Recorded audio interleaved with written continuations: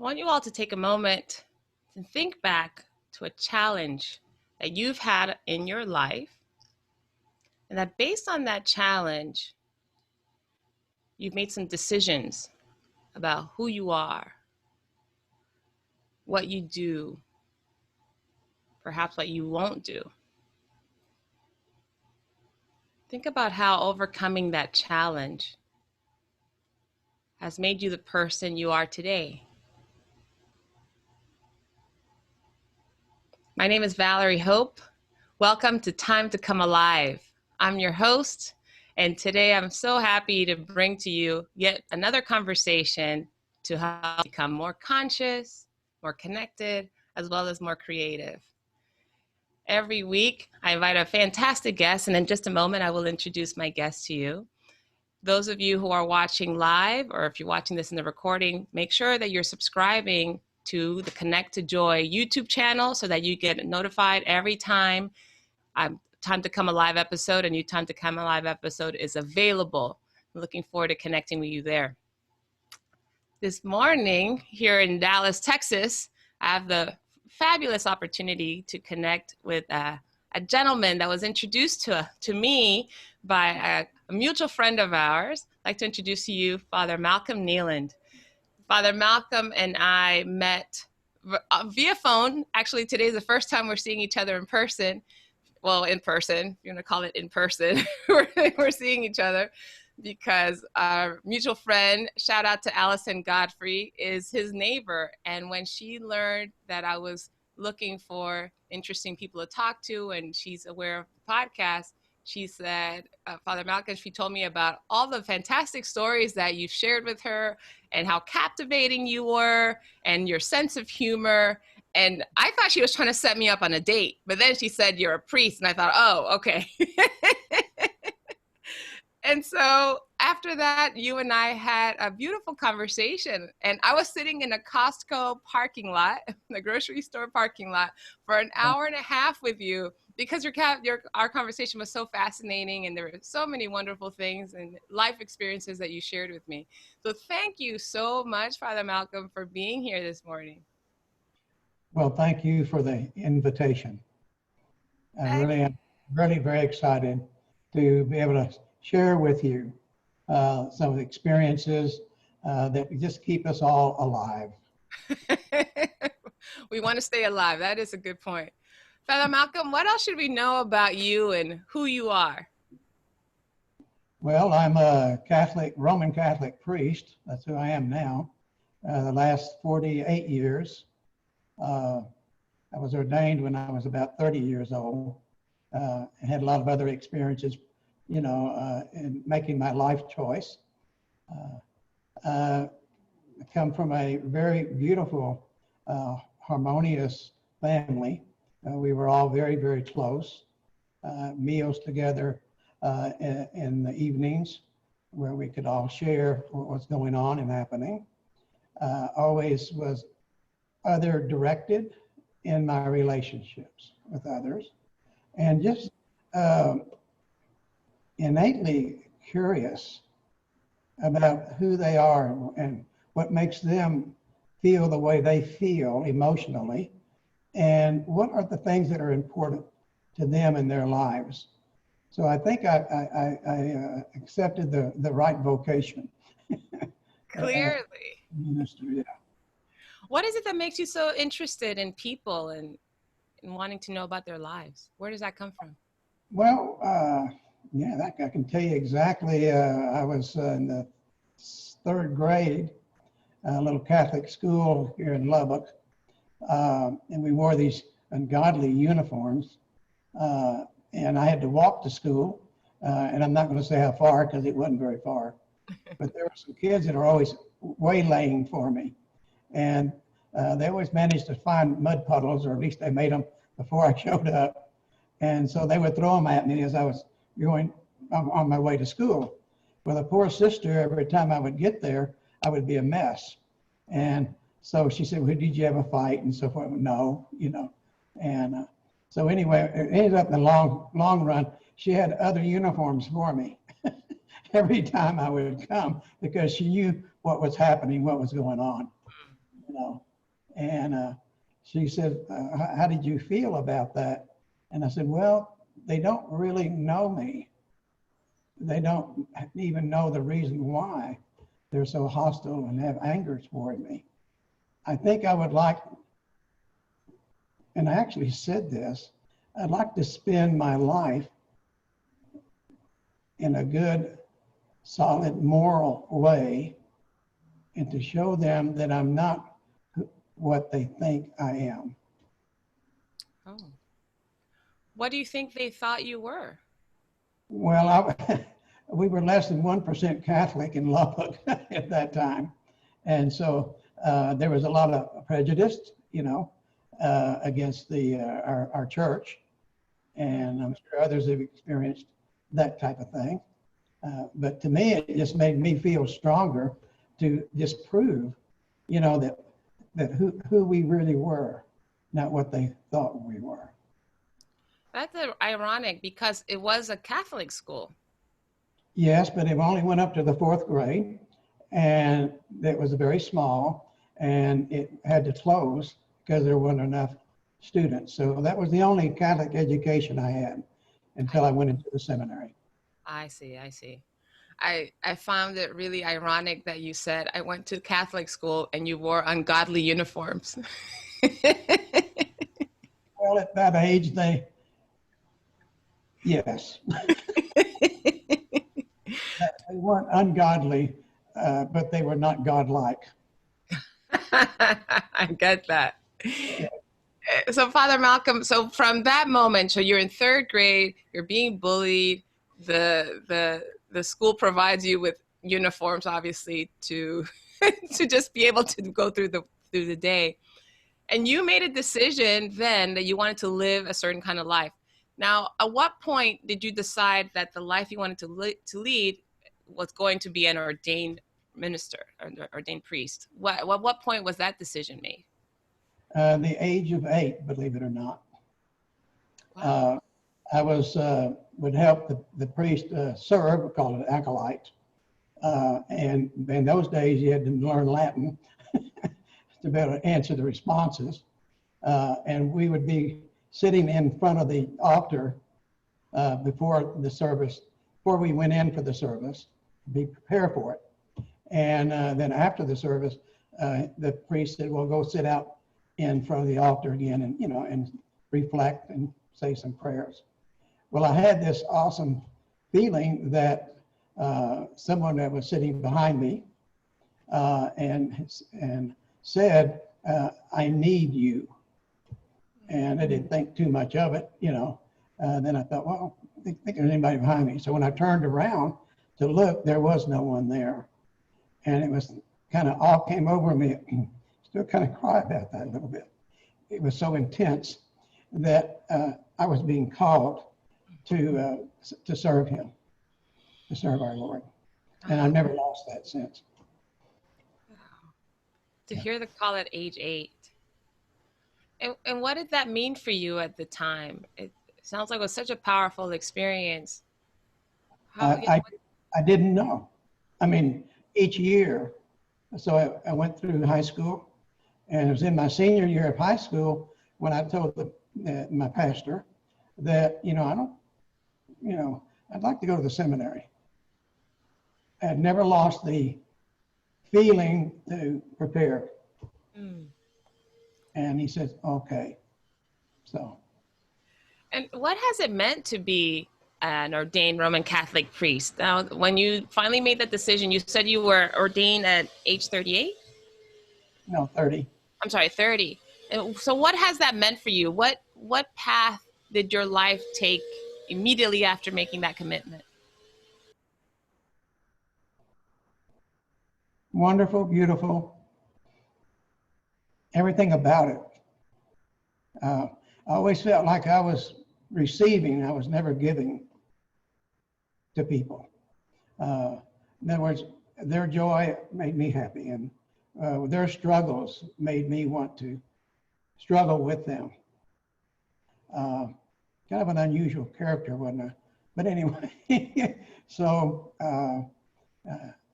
it was just that feeling that I was doing what I needed to be doing, and I enjoyed it. I loved my ministry, what it was recalling or calling me to do.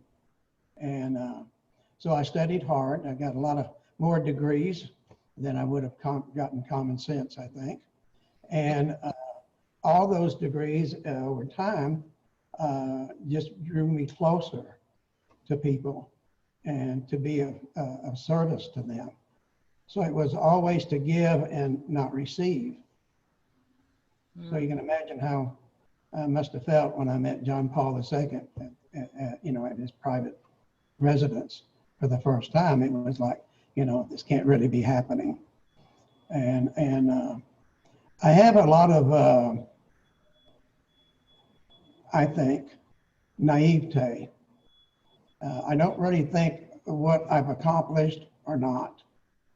It seems like it always comes decades later that I go back and say, oh, wow, didn't know I did that that much. And so it's that's kind of me every day. Every day I wake up knowing I'm doing what I'm supposed to be doing. I'm where I'm at, and that's where I'm supposed to be. And I look kind of anxiously at meeting people like you on the telephone call. I mean, everything was, so to me, there were no mistakes and there were no accidents in my life choice. That's lovely. All right. So 2 questions. One, you alluded to the number of degrees and credentials that you have received. So give us a taste. What exactly were those degrees?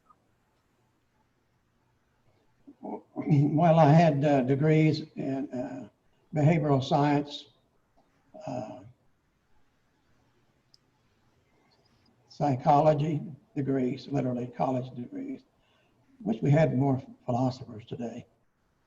Anyway, and law. I ended up being invited to go to Ottawa University in Canada, where I got my master's in civil law, and then I got my licentiate degree in canonical jurisprudence. Say that last one again, the canonical? Licentiate in canonical. Licencia, yeah. That's church laws. Ah. And so I didn't know at the time I was being set up by Rome. We do take the vow of obedience, So, so I couldn't understand, why do you want me to go get a law degree? I'm in Lubbock, Texas, for crying out loud. And it's a little mission church and a diocese.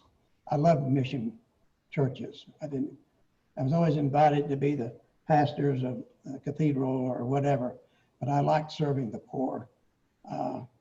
In fact, the first 7 years of my priesthood, I told the bishop on the day of my ordination, he wanted me to serve in my home parish. And I said, well, don't you have an area where there's no priest, or priests don't want to go in our diocese, or a shortage? And he said, oh yeah. And so I ended up being the pastor of 4 counties in West Texas and 4 churches for about 8 years. And they were the poorest. In fact, it wasn't unusual to go months without a salary, just so that the little church could make its utility bills and things. But I learned I wanted to do that to form my spirituality. And I wanted it to carry with me for the rest of my life. I saw the poor and the struggling as being very close to God. I was brought up in an atmosphere where we were not poor. And so it just seemed to me that there was more faith among the poor or struggling people, because they had total faith, confidence, trust in their prayer, asking God to help them, from paying a utility bill to meeting rent to having food. I learned immensely the joy of the poor, and I only saw among the wealthy, or the more wealthier ones, a lot of jealousy and envy, because the more they had, the more suspicious they become that someone else is going to take it from them. So I'm kind of a realist, aren't I? So, and that's what got me into the Vatican thing for future questions. Yeah. Whoa, that actually is quite an interesting distinction to make. The fact that you felt the poor were closer to God because they had to trust, and you said have faith that their living, their needs were going to be met. And yeah, that's an interesting distinction. When you found yourself interacting in that environment, what were you said you were, it sounds like you were born into a more privileged background. So what did you feel, or what did you have to do to connect in those moments? Was there any challenge? Just explain to us, what did you do to connect with those individuals who were, as you say, poor?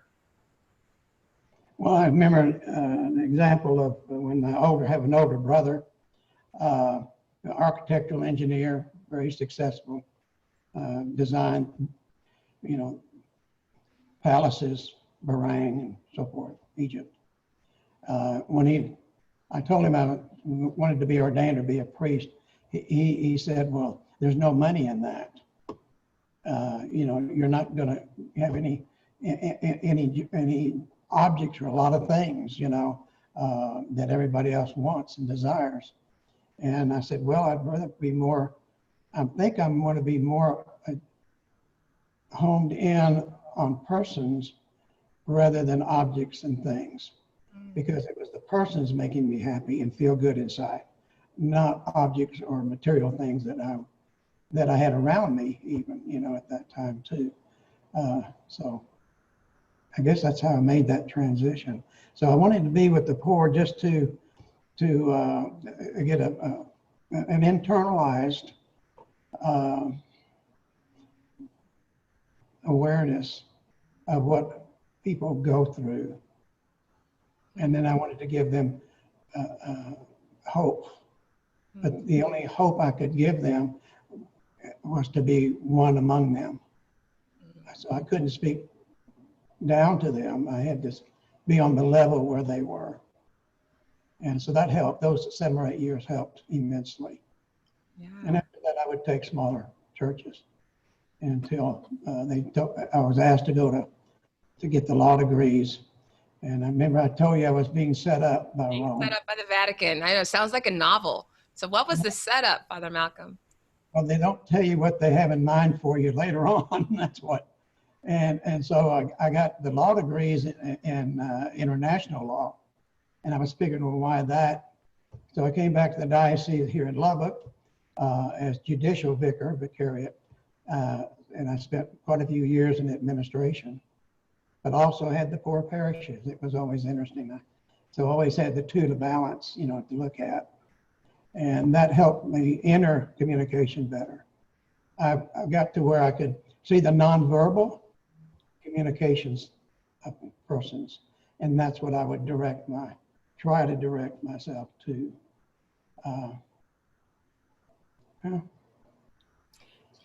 So I asked the Lord that they'll never tempt me or have me tempted by having wealth, because I didn't feel that was not what he wanted me to do, because I could easily fall into the trap of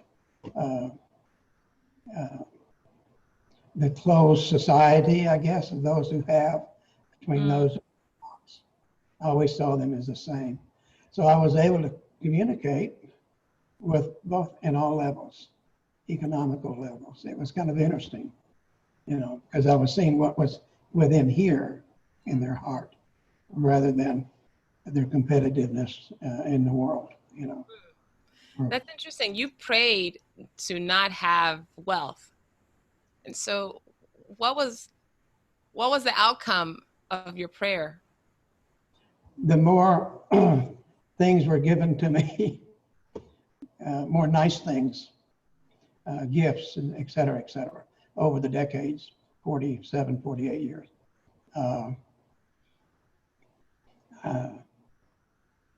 the Lord and I are still having conversations on that. Did you accept the gifts, Father Malcolm? No, for a long time I did not. And then I began to realize, I had a person tell me, you know, Malcolm, when somebody wants to do something for you, to give you a gift or something, and you say, oh no, it's okay, all right? Did you ever stop to think that maybe our Creator has put that desire in them to do good, to be charitable?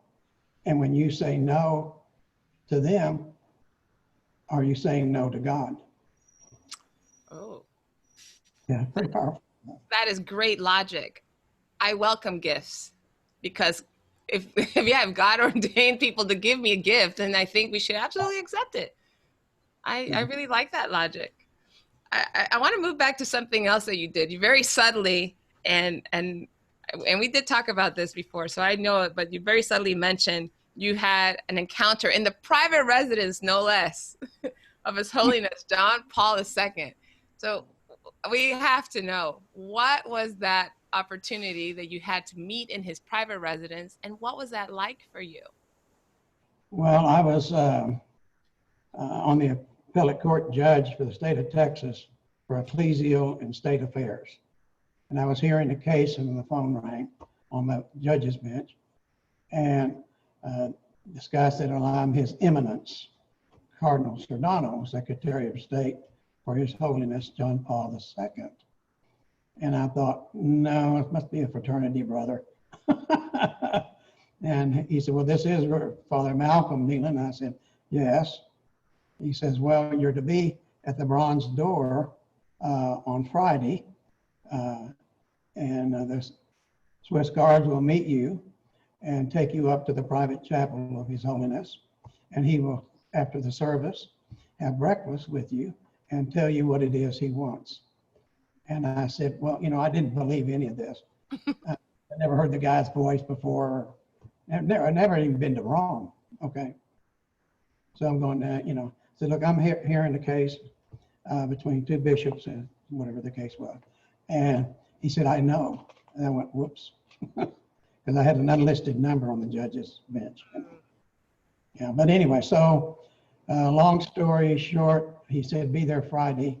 This was Wednesday. Wednesdays, Thursday, Friday. So I said, well, may I at least inquire, what is it that you want? And he says, well, Your Holiness will explain to you, he wants you to establish a 501c3 foundation, bring Vatican art into the Americas, Canada, US, you know, and Mexico for evangelization through art. And I said, that's when I thought I'd get the fact that he wasn't who he said he was. I said, but I don't know anything at all about art. And that was the truth. Mm-hmm.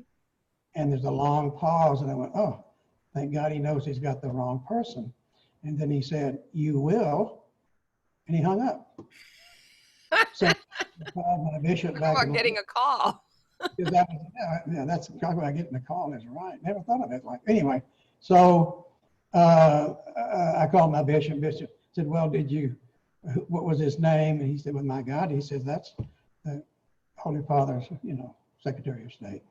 So he said, did you call the airport in Lubbock? I said, well, no, why? He said, well, there'd have to be a ticket there for you. I'll call. I hung up. He called, he came back and said, yeah, there's a ticket there for you. And you're leaving early in the morning, so you need to get from San Antonio back into Lubbock to catch the flight.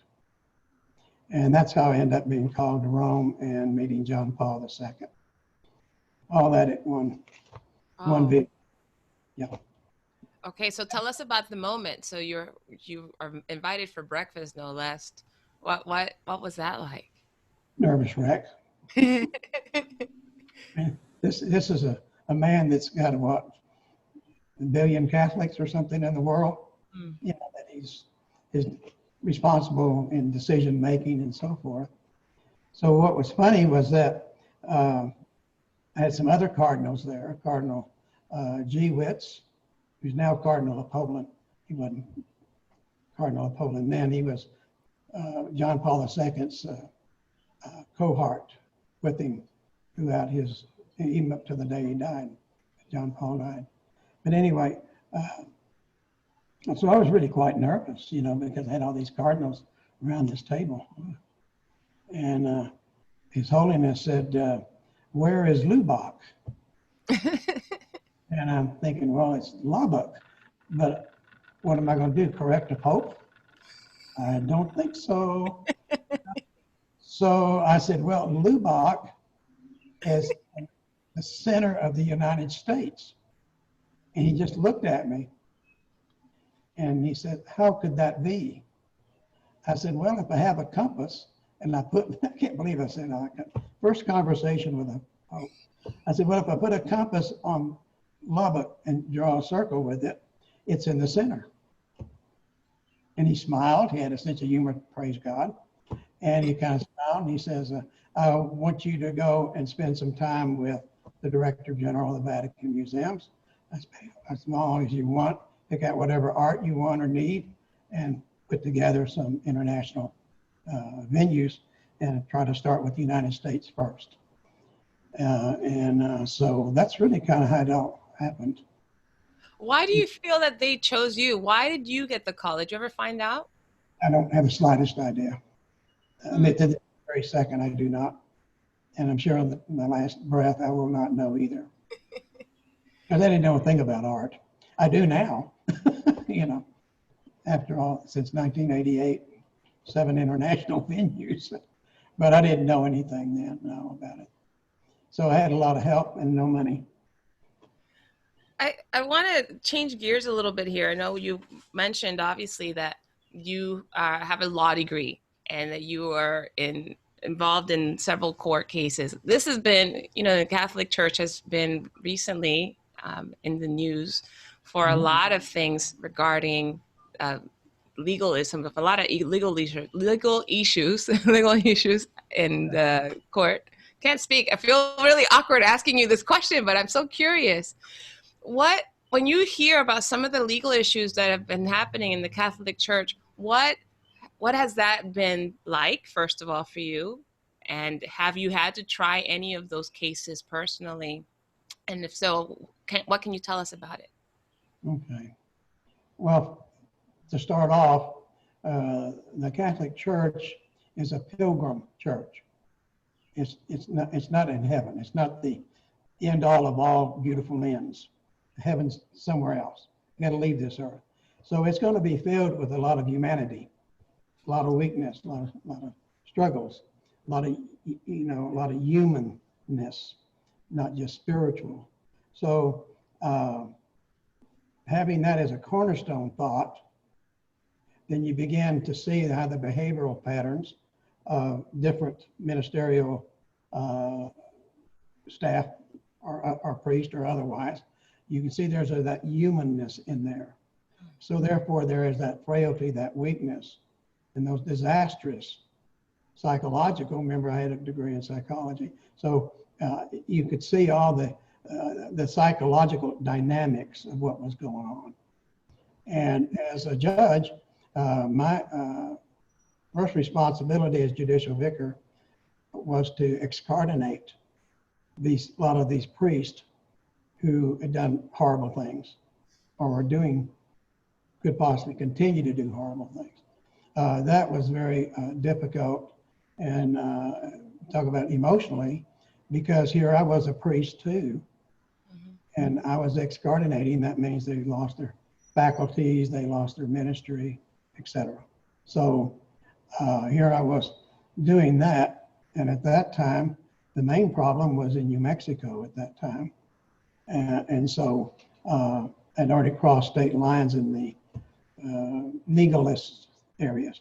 Another thing I learned is that there's not very much of a separation between church and state. Everybody would like to think there is. I always saw the multitudinal areas where they mingle and where they unite and where each one supports and helps the other. So I never saw it as two different kind of society, legalism. It was all pretty much the same, okay? So when you get your licentiate degree, you are responsible for the legal aspects of the state, the city-state of a Vatican. So you represent all of that. Now, are there things about that I see my church doing that I, do not agree with? Well, of course, but what I find is the sadness and the very painful things that evil have done to people, and so to be a judge over what do you do with these people. Well, my belief was always that the worst punishment you could give to a person would be God's punishment, not human. And of course, you find out that a lot of the problems that our church had some decades ago too, thank God not anymore, that these were men that went into the seminary to be a priest in order to hide. And yet still as a priest, they would get respect from people. And so that way they lorded themselves over them, acting better or somehow a greater mediator between God and man. And so a lot of them would become hard, difficult to talk to, feeling that they are a cast unto themselves and can never be corrected or always right. Well, I knew all that was not true. So it's a painful thing too to go through, because you see, Catholics see their faith as a family. And when you have a family member that's ill, what do you do? Wow. Well, clearly you had a role. You had a role in the legal proceedings, and then what you're pointing to now is that you also have a role as a brother, right? To Exactly. These men. Yeah, these were my brothers. Yeah. Yeah. And so how do you reconcile that, knowing that you have a role to play, but then you also have this relationship and this community that you've committed your life to? How do you reconcile those two? It's interesting because I've become stronger, stronger in my ministry and in the role that I have, of the call that I have to be a priest. Actually, I became stronger because through the trials, the tribulations, and the disappointments came perseverance, came truth. That was the key. Through all of that came truth. Okay, and then trials and tribulations that I was experiencing made me persevere. Excuse me, made me persevere more. So that perseverance I found is, of course, nice to look back on life, isn't it? I became stronger. I became a stronger person in my commitment and in my love for people, and always remembering God's unconditional love. He doesn't have if, ands, buts, whys, or wherefores. It's just loves. That's it. And this was the thing I was supposed to reflect in whatever minuscule way that I could. I don't know. I hope I didn't get off of the. No, that's lovely. That's lovely. Off from it or not. And so now we're gonna pivot once again. The irony is, I've been doing this podcast now for, I think this is the 74th episode. And so grateful for this one. Congratulations. Quite a few. Thank you. Thank you. It's been fascinating. A conversation prior to this one, or one of the episodes prior to this, actually had a guest who, when we talked about the erotic languages, so it was of a sexual nature, which is not, I've never touched that particular topic, and this is actually one of my first times having a conversation with a religious, with a religious context, and I'm not Catholic, but I know one of the things I've been so curious about is you clearly have to take a vow of celibacy as a priest. And so I would love for you to talk to us about what was it that made you able, once you got the call at age 8 and you Mhm. knew that you likely were not going to have a family of your own. What was that like, and what did you have to reconcile in order to heed that very powerful call you received? Well, first of all, you could not be ordained as, I'm what they call a diocesan priest, not a religious order priest. So I would take the vow of poverty and the vow of chastity. Mm-hmm. Okay. To me, they were two different calls. They weren't just one call. In other words, in order to be a priest, you have to be celibate. No. When you go through 8 years of a seminary, 4 years college, 4 years of graduate work, etc., you have plenty of time to figure out, is celibacy what you want to choose personally? Mm-hmm. Not that it's required or you have to have it. No. You have to be the one that's going to want to live it. And so why do you want to live that? And that would, for me, it was kind of what I was already doing, being accessible to other people. Mm-hmm. So I had a family. My family was my congregation. My family was all the families of the families. And so I didn't ever really feel like I was giving up a whole lot, because you end up counseling these families who were having difficulties and problems, but you're also were rejoicing in their goodness and the happiness, the joyful things that they shared in their love relationships. That was fantastic, you know. But I saw it as my personal choice to, with God's help, to live that life of celibacy for the people. So that you could be of better service. Well, I was more available. I mean, you know, most of my friends are not Catholic, especially in this non-Catholic area. A lot of ministers that are, you know, different ministries, different religions. But they all kind of see that there might be an advantage because of not having, you know, a family, you know, human biological relationship. Mm-hmm. Okay. But, and I'm going to come back to that. But the main thing is when they've received a call from their parishioners, congregation member, they had to get up and leave. But it was more like, well, no, I've got my wife and the kids are having, I can't come. So lack of accessibility to the ones that they were called to be the minister for. So that's, and they share that, you know, well, confidentially. But so that's one area that's kind of a positive. Okay. The other one is that it's a choice that one makes, and that choice is difficult, but it doesn't mean you don't have close friends. That you can still have an emotional intimacy with people, but it just doesn't have to be sexual. Mm. Well put. Yeah, and that's kind of, boy, I should go around about your questions, but go ahead.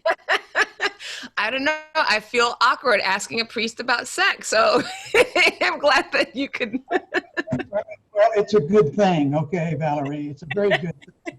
Act itself must be beautiful, but I would much rather forego that little instant to be able to, because all the other benefits to me outshadow it. Clearly, that, yeah, like you said, emotional intimacy is really that's what we strive for in relationship. And I'm as heterosexual as they come, okay? So every day, and seriously though, every day is a renewed commitment to that promise. Mm. Yes, I say to the Lord, yeah, this is something I could have. I could have a family. I could have, you know, children and all of that. And that's beautiful. Okay. But I want to give that back to you. Yeah. I want to offer that fact that I can do that and be that. And I want to offer it back to you. Mm. So it's all going to be real interior kind of things for priests. Father Malcolm, you clearly have been so committed to the life, right? By the time you were age 8 to the time you were ordained at 30, and through all these 48 years of service, your commitment has been absolutely clear. What's been missing? If there has been anything, what do you feel has been missing in your life? Nothing, because I've seemed to gain everything. I mean, uh, no, I'm not missing anything. No, hardly, no. What a It, beautiful thing to say. Go ahead. no, just it's a beautiful life. It's a lifestyle chosen, okay, like everybody must.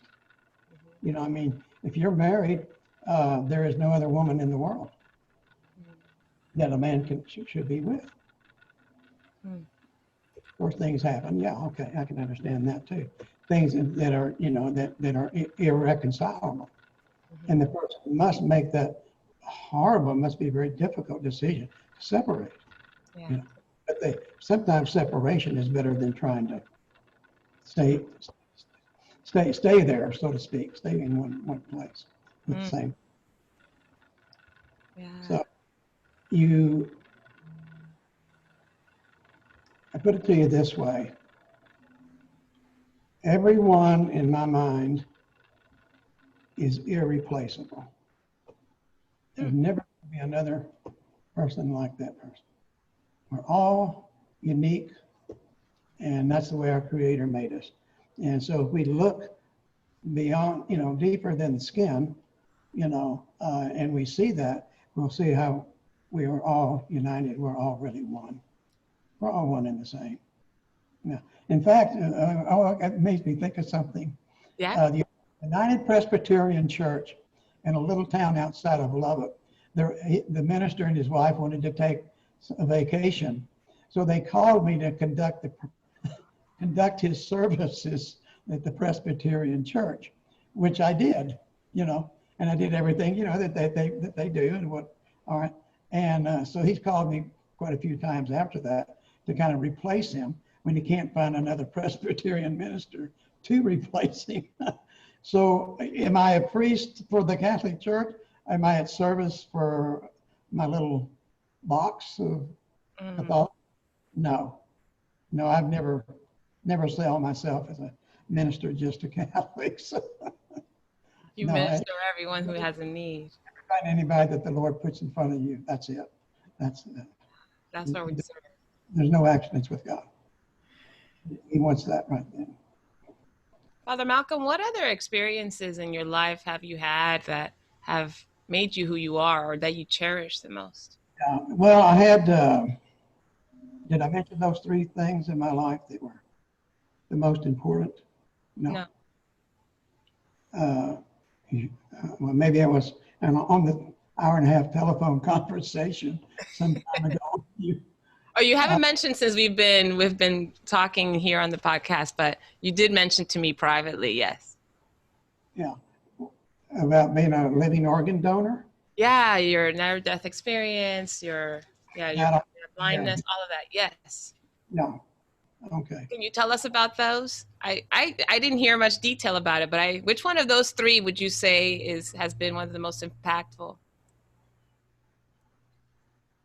No, all three. Okay. Every trauma experience, it taught me something, moved me to the next, and to the next. When I thought I was going to give my brother longer life, and I found out that I had shorter time, at any moment I could have died because of a ruptured, organ, which I didn't even know. Okay. What if I had told my brother no?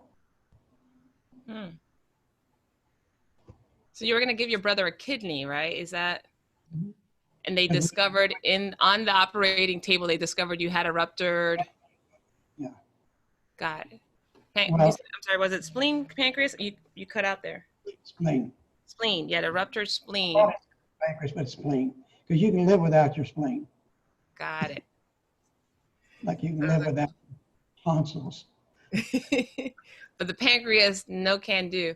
And so are you saying then that had you not said yes to your brother to have this kidney donated, that they would have never discovered the pancreas that was ruptured? No, while they were getting ready to make the transfer, Uh-huh. they saw that it had a big tumor on it. Oh, got it. I had to stop the procedure, not in the middle. Therefore, I was exposed to the air, a long time, because they had to change everything up quickly. So they didn't know if that was cancerous or not, that tumor. I remember Dr. Rosenberg saying, I think I just killed my first priest.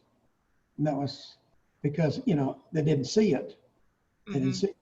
And then here they were trying to, and so my brother was not totally under, your tables were side by side.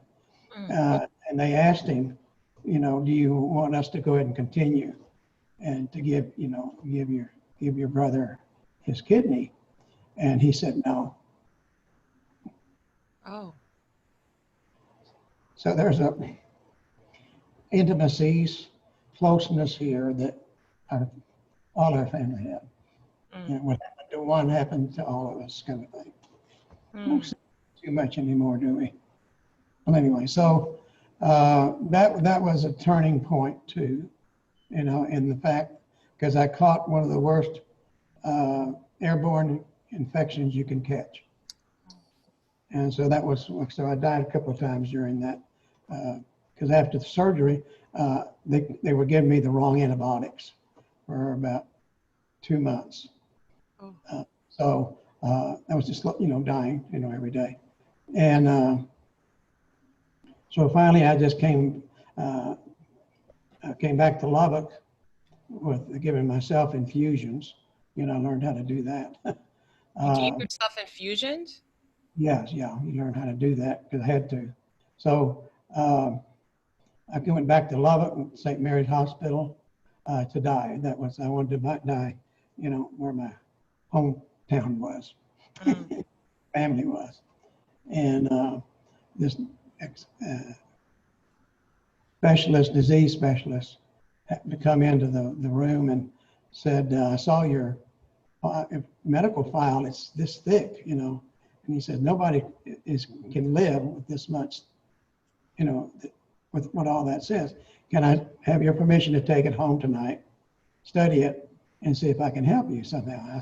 I said, well, yeah, okay. It's reading, I'm being recorded, it says. Okay. So came back the next morning and said, they've been giving you the wrong antibiotics for 2 months. Said in 24 hours, I can have your fever broken and out of here probably in about 3 days. And sure enough, that's why I'm here. Wow. And things in my life happen that you couldn't have planned them if you wanted to. Never. And somehow when you got that call at age 8, God was going to do everything to make sure that you stayed on that path. And yeah, it still is. It's kind of interesting. Each morning when you wake up, I just thank God that He gave me another day. Yeah. The other time was, of course, I had near-death experiences, which were very beautiful, very powerful. I won't go into that one. Maybe another time. We'll have a second episode. Oh, good. It was very beautiful, and these are things that you don't push aside. And then waking up with not being able to see, that right in the middle of another Vatican exhibit, because I had like 7 of them all together, not at the same time. And so everything changed, like, all your values, your principles, your goals, all of these things, you have to reevaluate every one of them. Because if you can't see, you've got a whole nother type of an adjustment to make. So you're alluding to the fact that you woke up one morning and you had no sight. You had your retinas were detached in both eyes, you mentioned to me earlier. It was a 6 month before I could get to where I am now. where I could see pretty 6 good. months before you could see? Yeah, because that's 4, 6 surgeries. I had to go through 6 eye surgeries. Wow. So you mentioned the values and your life goals, all of those things shifted. Um, Life has continued, right, since that time, and there are likely many other experiences that you've had since then. What's shifting for you now? We're in the middle of a global pandemic, and there's all sorts of good and bad, and there's news and fake news, and there's all sorts of interpretations. What's been happening for you within you during this time?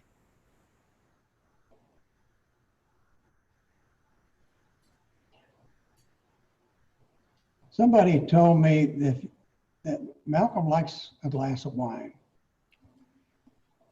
Someone And, told you that. and he only wants it half full.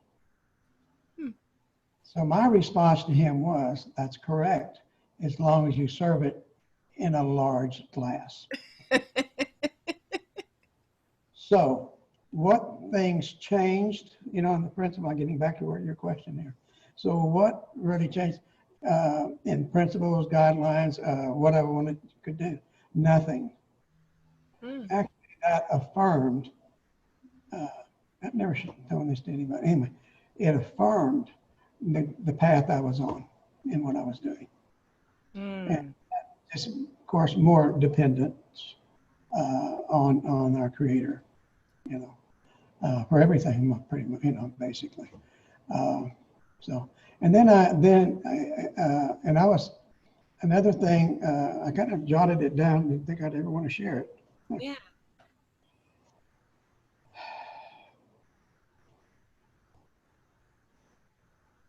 Truth is a difficult thing. Okay. And you have to then empty yourself of any ulterior motives when you speak the truth. Okay. So I wrote down, if I may read what I wrote down. Please. When speaking the truth, those who oppose us are not the enemy, but victims of the enemy. So you get mad and angry at someone, are they victims? So can you still love someone and not approve of what they do, their behavior? Because evil has the behavior part. That's kind of one thing, that kind of. Well, say it again. Say it again. So I think that was really profound. Well, I don't know how profound it is. I just know it's been working. Go ahead and say it again for. When speaking the truth, those who oppose us are not the enemy, but victims of the enemy. Hate the enemy, not the person. Hate the enemy, not the person. Evil, the evil. You hate the evil, not the person. Because we're all created to be good and one with God. So how can we hate? Yeah. Father Malcolm, so if you could take that phrase, there's such, I think it is profound, but if you could take that phrase and apply it to something, if you were to give it as a piece of advice or a piece of wisdom for someone or some situation, could you apply that to something that's happening now or something that's happened? Yes. And how would you apply that?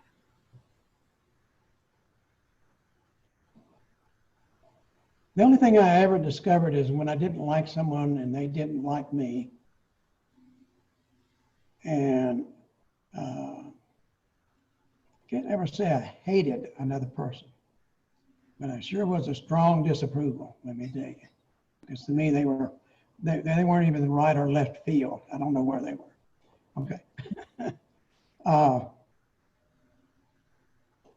when you really look at that individual that you're unhappy with or you don't like or who doesn't like you, that means you have to look at yourself. What is it in me that makes me that distasteful to the other person. So honesty with self. And so truth applies to self too. I mean, you have to be truthful to yourself. And that's pretty painful. You know, I mean, that's hard to do, but you have to do it. So what I found out, good Lord, how many people helped me with 7 international venues, you know. I didn't know hardly any of them in the beginning. And I would say that if you took 1,000 of them, 950 weren't Catholic, didn't share my same faith either. And yet here they were helping me put on Vatican exhibits, art exhibits. So why would they do that? Well, they appreciated art, but they appreciated beauty. And to have that beautiful object in a museum and just sitting there, or and the wealthy people who have beautiful things in their homes, you know, expensive thing. But they're the only ones that are enjoying it and looking at it. There's nobody else that's getting anything from it. And that was what my experience was in my first visit in 1988 at the Vatican Museums when they called me to go. I saw all that beautiful art, unbelievable. And I left with wanting to share that, part of my constitution, I guess. I wanted to share that with others, but I couldn't, because they have to see it. So that's what I convinced His Holiness John Paul II. Poor people cannot come here. They cannot see your art. They cannot, you know, and it's beautiful, you know, and they all deep down really would gain and love to see it. So what I would like to propose is let me bring some of your art to them. And he says, well, how many people are in Lubbock? He never always pronounced it Lubbock, because I wasn't about to correct him. But anyway, I said about 126,000. That was in 2002. So about 126,000. Well, I only bring art to populations, you know, of 1 million or more. You know, mega places. And I said, well, what about the poor? What about those who can't afford to cross the Atlantic and can't see anything anyway, even if they got here, you know? And so that was when he introduced me to the Director General of the Vatican Museums that breakfast morning. And then here we are on down the line with everything.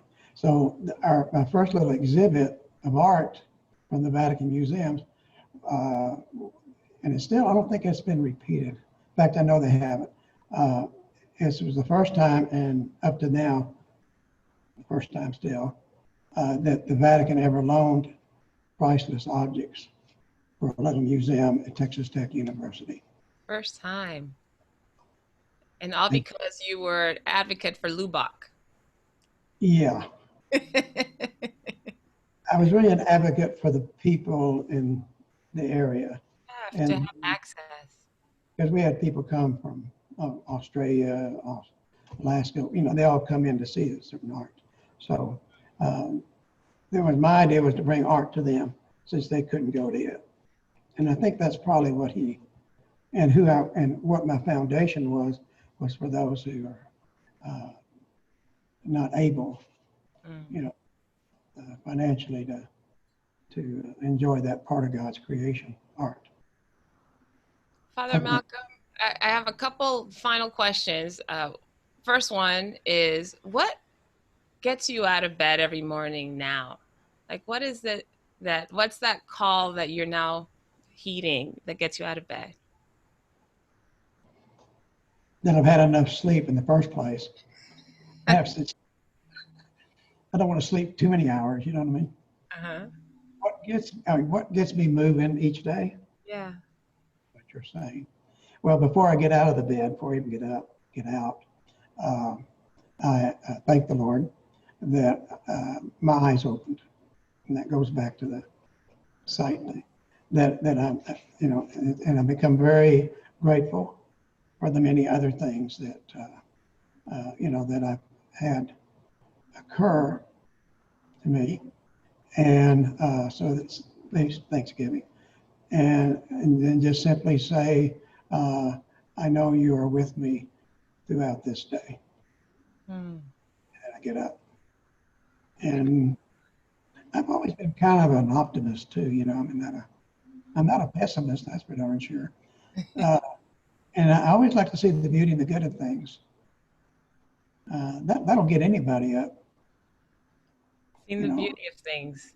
Yeah, it's a great way to start the day. Creation, harmony in creation. Wow. It's a reflection of a creator if there ever was one, So my mother told me when I was little, and they gave me my first little camera, that they'd see me out in the garden, laying on my back in the garden, and looking up underneath the flower petals. And they would say, well, why you do that? Why you get out of the mud, And I said, well, do you ever see how beautiful a petal is underneath when the sun's shining above it?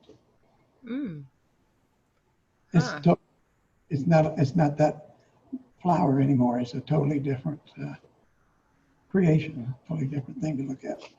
So I guess inquisitiveness. I like adventures. I like adventures. Not just for the sake of it, but the world travel we went on. That's Mayor, a friend of mine, was with scientists. All creeds, most of them didn't believe in a creator, and I was just getting along with all of them. And why not? Actually, the mayor said, well, let's don't tell them you're a priest. And I said, why? He says, because they'll be wanting you to counsel them throughout the whole expedition. I went, oh, okay. Of course, they recognize it in a very few days, Well, when you're wearing your collar, probably. Were you wearing your collar then? No. Okay. Not Cousteau Zodiacs, wet landings? I don't think so. No. That would have been a picture. And then I have one final question for you. Actually, 1.5. So first of all, I so appreciate you dressing up for the occasion today, in spite of the fact that we're in quarantine, most of us, and then I'm not sure if you really have a place to go, but I saw your cufflinks, and I wonder if you could tell us what the cufflinks are. Is there a story behind the cufflinks you have? Yes, yeah. When you have Vatican exhibit, you represent a Vatican state, senators, House of Representatives, first ladies, presidents, etc., go through those exhibits. So you're always dealing with the kind of bureaucracy and politics. And so this one here is a little bit different. That's. Can you show us? I don't know if you can put your arm to the camera so we can take a little look. Good if it didn't have it on upside down. Oh, maybe that would work. That's okay. It's just a. Okay, thank you. And this one is from Congress, United States Congressman. Oh, please don't undress on my account. I just wanted to. Just two different ones. And the reason I wear those is because I couldn't find the others. They look great. They look wonderful. And I did catch them while you flashed a few times.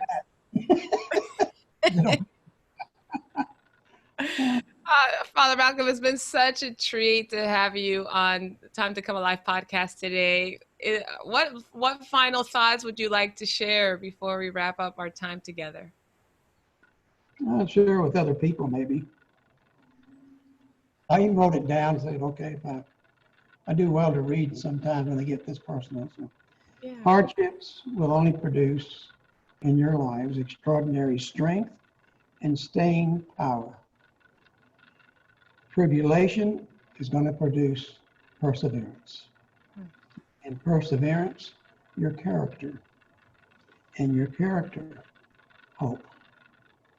So stay alive and live alive. Oh, that's okay. I think we've gone Too long? We just enough time. You know, we've stayed alive just enough time. uh, Again, thank you so much, Father Malcolm, for being with us this morning or afternoon or evening, wherever you all may be watching. Your thoughts, or for our viewers, they might be watching it in different times. So I wanted to acknowledge that they're here with us, and your wisdom, your humor, your openness, and sharing your life with us and your experiences. I so appreciate you. Well, again, going back, you're my family. Why shouldn't I share? There we go. We're family. Father Malcolm, thank you so much. Those of you who tuned in to check this out, again, I encourage you all to subscribe to Time to Come Alive by, first of all, hitting subscribe in the YouTube button, the red button right below, as well as if you would like to get this in your inbox through an email, please subscribe at www.timetocomealive.com, and you'll receive this every new episode will come straight into your inbox in form of an email. Father Thank you. Malcolm, again, thank you. I'm You're sorry, great. sir. Say again? You're great. Thanks for your invitation to want to share with me. It was my pleasure. And it sounds like you would be willing to do a part 2, if I heard you correctly. Yes, because it's all free. It is. And there's so much to share. Yeah. Beautiful. Thank you. Thank you, everybody, for tuning in. And we'll see you next time. Goodbye.